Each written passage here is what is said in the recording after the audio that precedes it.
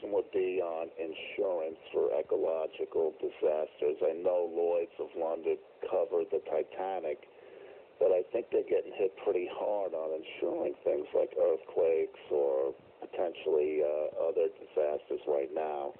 A second question would be the habitat loss that we're observing via satellite.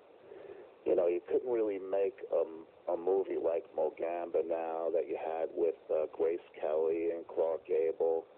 And where would we put the dinosaurs if we could reinvent them, you know, at this point?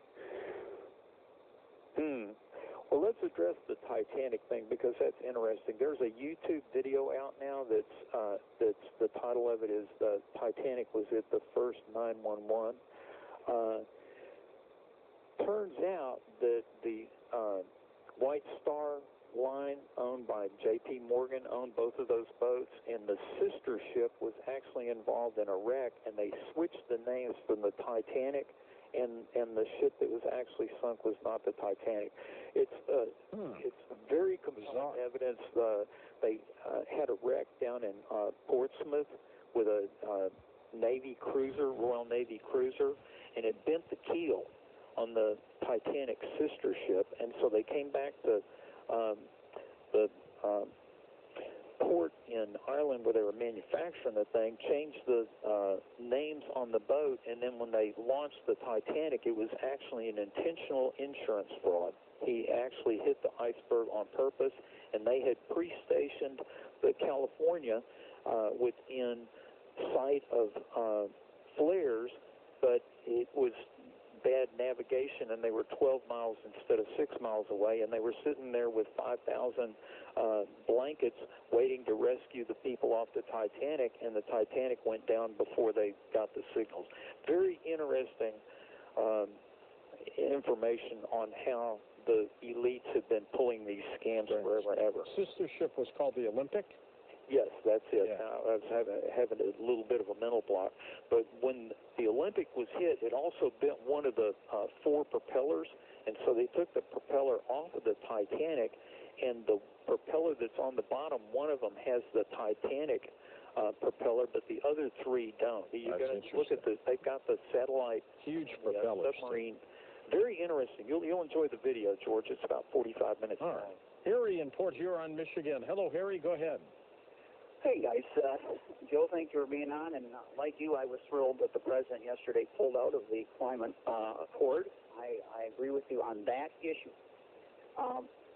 I did tell the Sierra Club yesterday that I was happy about it. They weren't happy with me, but that's okay. I said to them, I said, why can't we work on what we do agree on in this country, and that's clean energy? As I told your call screener, George, I don't like paying gas bills, and I don't like when my friends have to pull up to the pump and pay for gas. We can make free energy in this country. Maybe it's time that we go that way. Jesse Ventura has said it before many times on your show.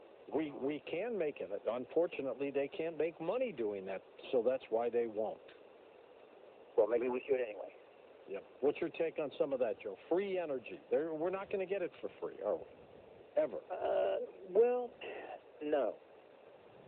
But getting back to the Sierra Club, Wildlife Society Bulletin 2013 said that windmills in the United States kill 88,000 birds, bats per year, and 573,000 birds per year.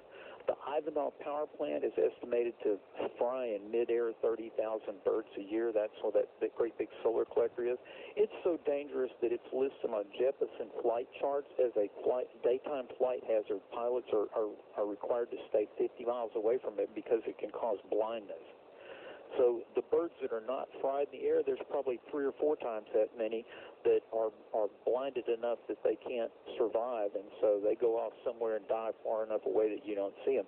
The reason they love having offshore wind turbines is that you can't count the dead seagulls and pelicans because you never know where they were killed. So, and there again, I don't think that I don't have the exact calculations on it, but the life of these windmills is a lot shorter than what they're claiming, and I'm guessing that a windmill probably produces 25% of the amount of energy it takes to manufacture a windmill. When you put in the amount of steel and concrete, you have to mine those materials, you have to melt them at really high temperatures, you have to take limestone and crush it and burn it at 2,500 degrees to get the Portland cement to mix within the rock and the sand. And there again, you're talking a horsepower every time you move 4 feet of cement in any direction. And so you go out and dig all those materials and you make that base, and then you create a windmill that is having a fraction of the life that they're claiming.